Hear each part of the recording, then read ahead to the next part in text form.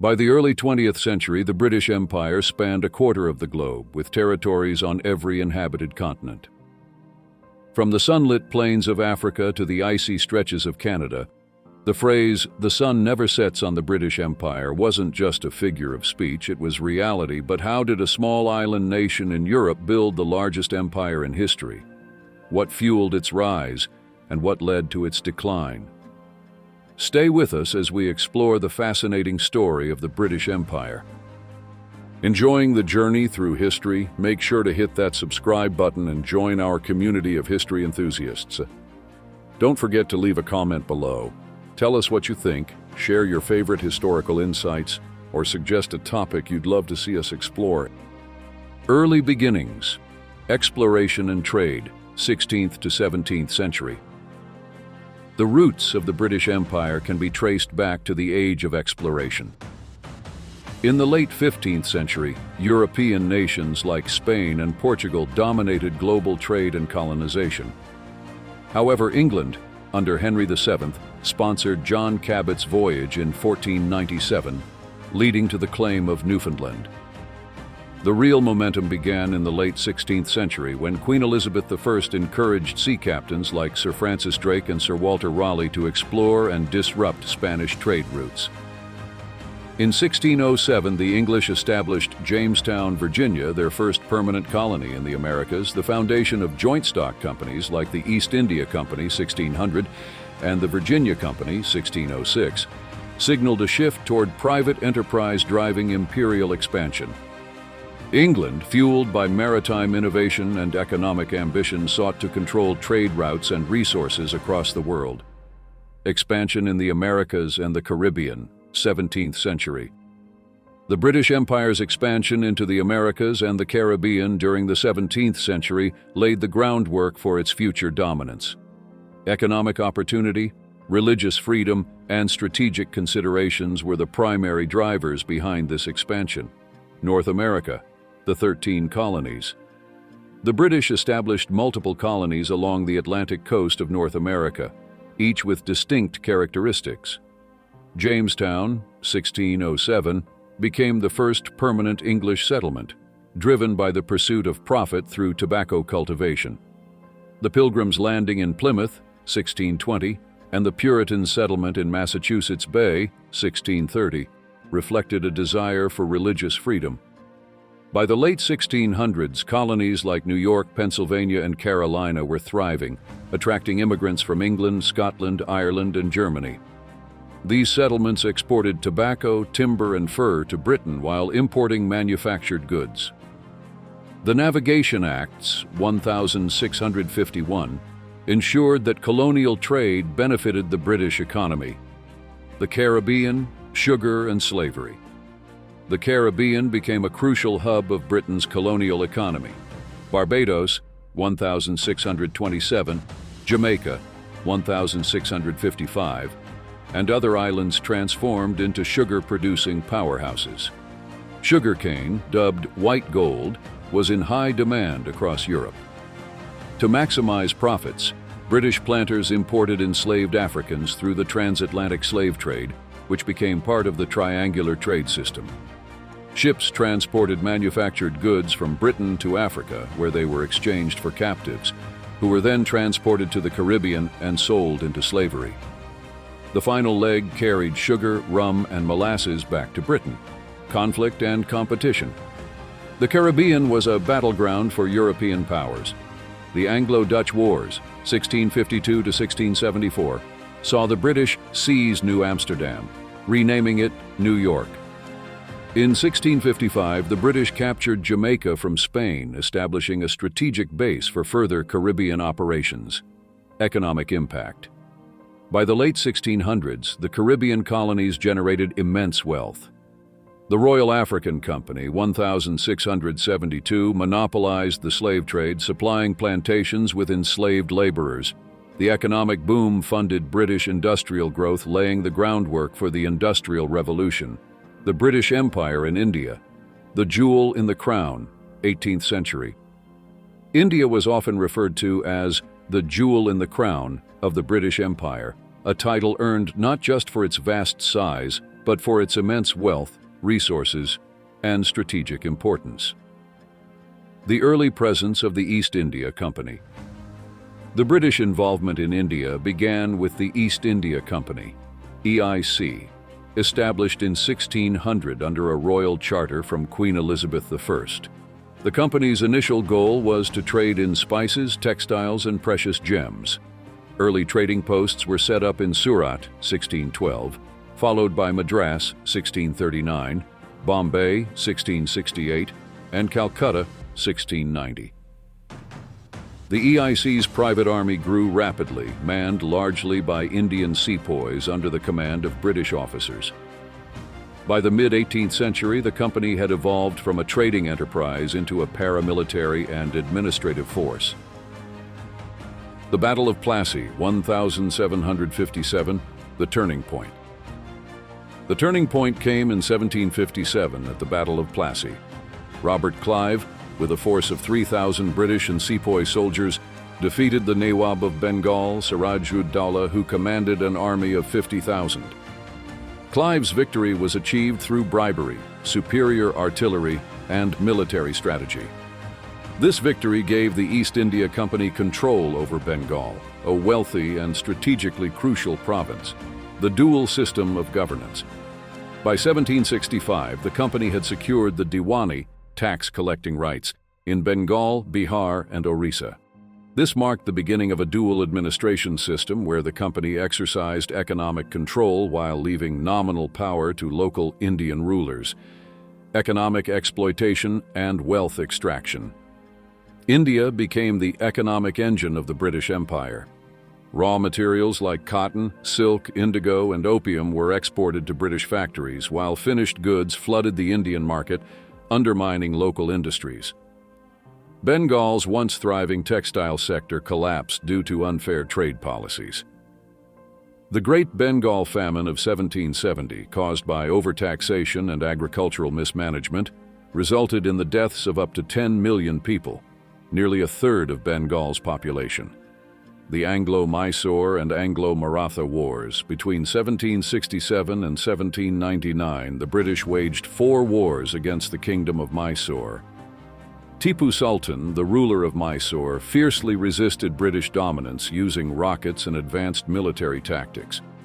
However, his defeat in 1799 at the Battle of Seringapatam secured British control over southern India. Similarly, the Anglo-Maratha Wars, 1775 to 1819, ended with the defeat of the Maratha Confederacy, allowing Britain to dominate central and western India. The impact of the Indian Rebellion, 1857. The British grip tightened during the early 19th century. However, the Indian Rebellion of 1857, sparked by religious and economic grievances, nearly ended British rule. Indian soldiers, or sepoys, were enraged over rumors that rifle cartridges were greased with cow and pig fat, an offense to Hindu and Muslim soldiers alike. The rebellion was brutally suppressed, with thousands of Indians killed in reprisals. In 1858, the British Crown dissolved the East India Company and assumed direct control of India through the Government of India Act. The Age of Expansion, Africa and Asia, 19th century. The 19th century marked the height of British imperial ambition as the empire expanded across Africa and Asia to secure resources, trade routes, and strategic military positions. The Scramble for Africa. The Scramble for Africa, 1881 to 1914, saw European powers competing to control the African continent. The Berlin Conference of 1884 to 1885, convened by Otto von Bismarck, formalized this process, with Britain, France, Germany, and others dividing the continent without regard for indigenous cultures or borders.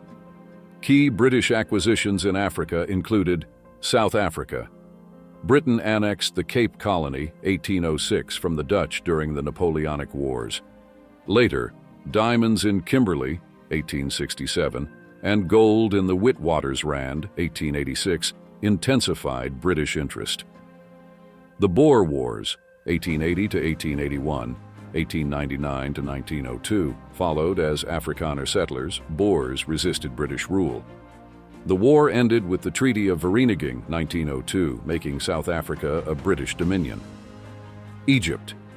In 1882, Britain occupied Egypt to secure control of the Suez Canal, a vital shortcut for trade with India and Asia.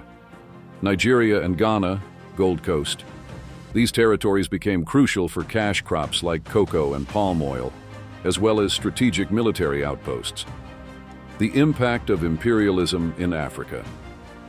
British rule brought infrastructure projects, such as railways and telegraphs, but economic exploitation and harsh labor systems led to widespread suffering. The imposition of English as an administrative language and the introduction of Western-style education disrupted traditional African societies. The Opium Wars and the British in China. In Asia, Britain's imperial ambitions clashed with Qing China. By the early 19th century, British merchants were exporting opium from India to China, despite Chinese laws banning the drug. The Opium Wars, 1839 to 1842, 1856 to 1860, erupted when China's government destroyed British opium stocks in Canton. The British, with superior naval power, defeated China and imposed unequal treaties. The Treaty of Nanking, 1842, ceded Hong Kong to Britain, opened 5 treaty ports, and granted extraterritorial rights to British citizens. British influence in Southeast Asia. Britain expanded into Burma, Myanmar, Malaya, Malaysia, and Singapore, turning these regions into plantation economies. Singapore, founded in 1819 by Sir Stamford Raffles, became a global trading hub. The British Empire at its peak, early 20th century. By the early 20th century, the British Empire had reached its zenith. It was the largest empire in history, encompassing over 458 million people across more than 13.7 million square miles. The phrase, "the sun never sets on the British Empire," wasn't just poetic, it was a fact. Dominions, colonies, and protectorates. The British Empire was composed of different types of territories. Dominions, semi-autonomous states like Canada, Australia, New Zealand, and South Africa.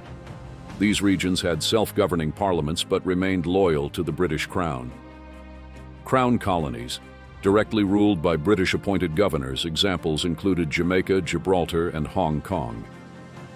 Protectorates, areas like Egypt and Bechuanaland, Botswana, were governed indirectly through local rulers. Mandates. After World War I, Britain acquired territories like Palestine and Iraq under the League of Nations mandate system. Economic dominance. The British Empire was a global economic powerhouse, with London serving as the world's financial capital. British control of maritime trade routes ensured dominance over key resources like tea, cotton, rubber, and gold. Key contributors to economic success included India. The largest colony provided cotton, tea, opium, and manpower. West Africa produced cocoa, palm oil, and gold. Australia exported wool and minerals. The imperial preference system ensured that British industries thrived, while colonial markets remained dependent on British goods. Military and naval supremacy.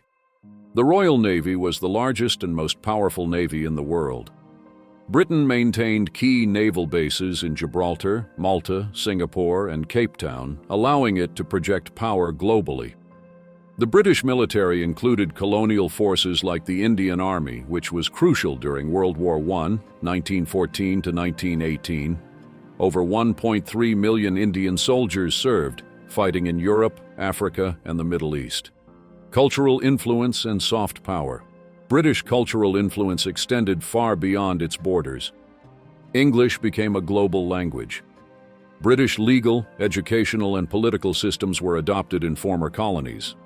Cricket, soccer, and rugby spread across the empire, becoming part of national identities in India, Australia, and South Africa. Imperial expositions and national pride. The empire was celebrated with public events, like the Great Exhibition of 1851 in London's Crystal Palace, showcasing the empire's technological advancements. In 1924, the British Empire Exhibition in Wembley attracted 27 million visitors, presenting the colonies as partners in a grand imperial project. Social and political tensions. Beneath the surface, the empire faced growing discontent. In India, Mahatma Gandhi's non-violent resistance movement gained momentum. In Ireland, the Easter Rising of 1916 sparked a war of independence. In Africa and the Caribbean, anti-colonial movements emerged, fueled by economic exploitation and racial discrimination. Challenges and decline, 20th century. Two world wars exposed the fragility of the empire. After World War I, anti-colonial movements gained momentum, particularly in India, with leaders like Mahatma Gandhi advocating for non-violent resistance. World War II further drained British resources. In 1947, India and Pakistan gained independence. The Suez Crisis, 1956, symbolized Britain's diminished global influence. By the 1970s, most of Britain's colonies had gained independence. The legacy of the British Empire. The British Empire left a complex legacy. Cultural influence. English became a global language. Political structures. Parliamentary systems were adopted in former colonies. Economic exploitation. Colonialism left deep socio-economic scars, particularly in Africa and South Asia. The British Empire reshaped the world through trade, conquest, and cultural exchange, but its decline left a geopolitical vacuum that continues to influence global relations today. How did former colonies navigate independence? And what is Britain's role in the modern world? Stay with us to uncover the aftermath of the British Empire. And if you know someone who would love diving into the past, share this video with them. Let's uncover history together.